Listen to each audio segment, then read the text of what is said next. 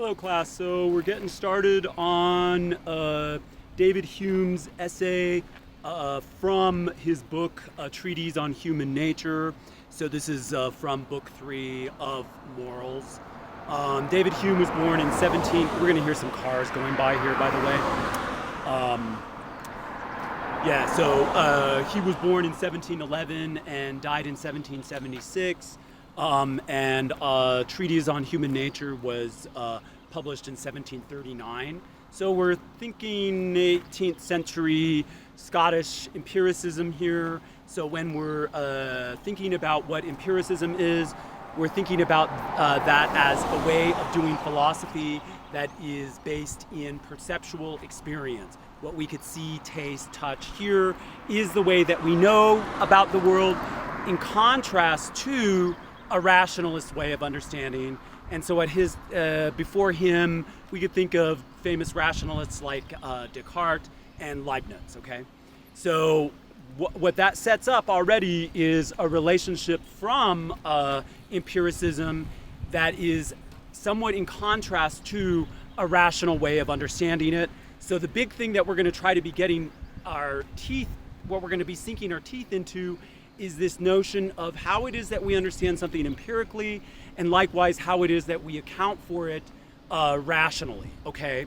And so that's a rather sticky point, and this is what he's working with in this essay, okay? So that gives you kind of a general idea. And so he's also known as a skeptic, and because he's a skeptic, that means that he is therefore skeptical of how it is that the place of reason in our understanding of things, okay? So this is probably the stickiest part of Hume, in the sense that reason is not something that he's denying, he's just denying the importance of it, okay? So he's not denying reason, he's denying the importance of it in the way that we understand morality. So in other words, the way that we understand morality is not wholly accountable by way of reason, okay? So remember, he's not dismissing reason outright.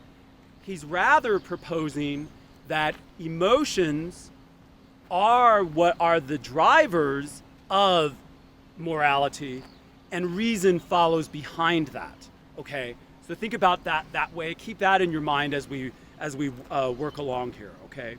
So in other words, he opens the essay with this point on impressions and ideas, and in an introduction to philosophy class, we would talk about impressions and ideas for Hume, because impressions are the initial perception we have of something, how we see, taste, touch, and hear something.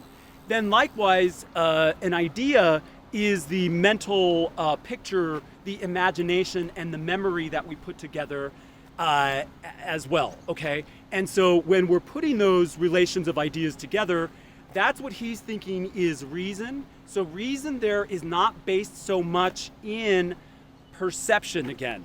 And so perception there is something to be understood as emotional content there, as, again, being the driver for how it is that we're understanding ethical experience for Hume, okay? So remember, this is for Hume, okay?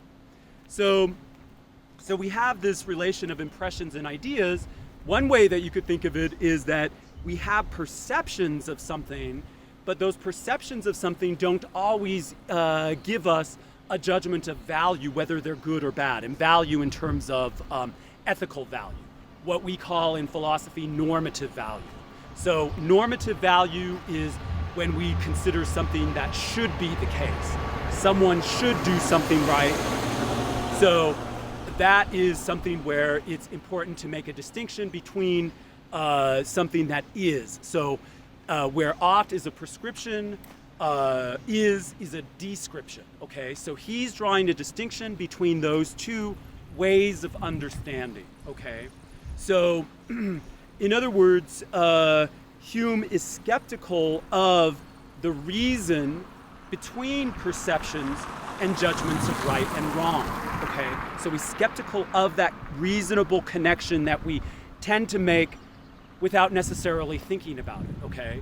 So when we tend to make those distinctions, that's usually thought of as inherently reasonable, but there's not something that's inherently reasonable in the way things are perceived by us.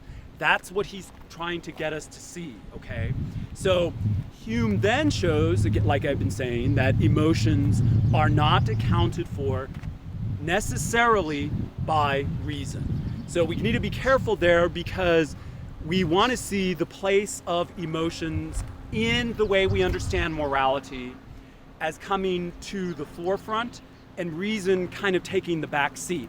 So again, he's not rejecting reason. He's just basically saying that reason is something that is not necessarily how to precisely account for morality.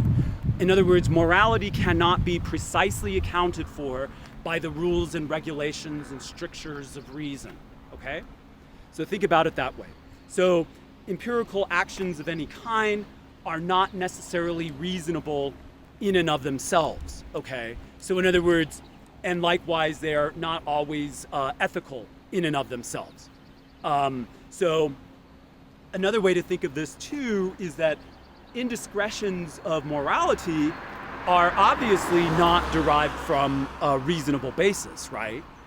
But then when we start thinking of issues of faith, we could also see that those too, so in other words, someone that's being good person, sometimes that doesn't always look reasonable as well.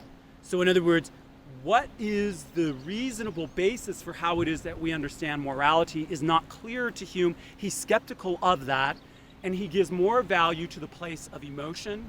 Why emotion? Because that's something that's perceptually tangible to us. We know what it is to love something. We know what it is to hate something and therefore think that it's bad, right? So think about it that way. So you have that basic idea. So in other words, turning the page, morality is otherwise known as conscientiousness, but that's not necessarily consciousness itself, okay? But the key thing is that we're working with our consciousness to be conscientious, okay? So think about it that way, because conscientiousness is that ought, whereas consciousness might be just thought of as the is. In other words, the way that we understand something conscientiously is slightly different from the way that we understand something consciously and likewise reasonably, okay?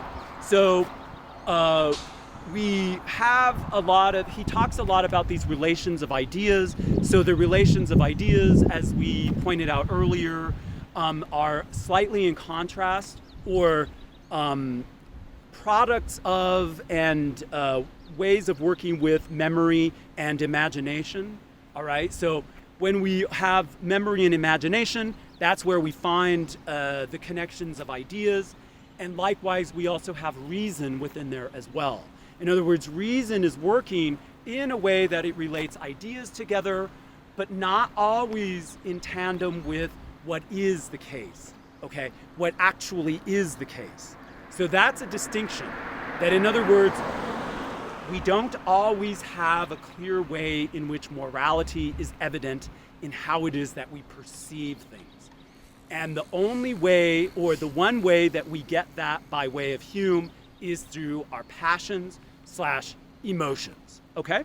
So that's really important to see. He gives that, he gives the example of the oak tree in the essay.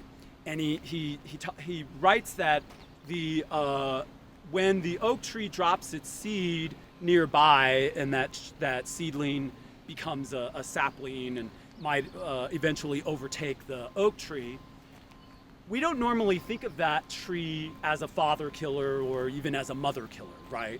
We don't think of that little sapling overtaking the parent tree as immoral, okay?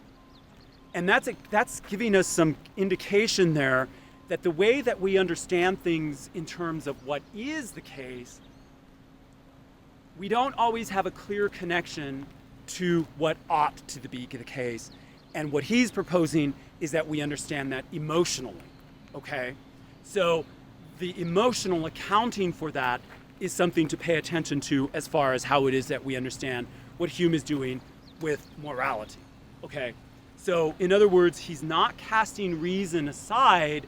He's basically saying that reason will follow the emotion. Reason is slave to the passions.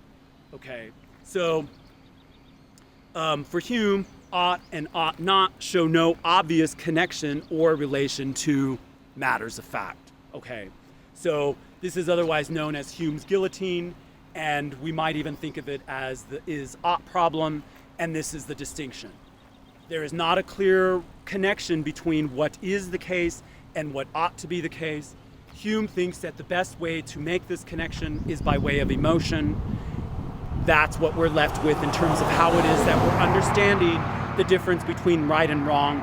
That's not necessarily a reasonable way. It's an emotional way. Thank you. Have a good one.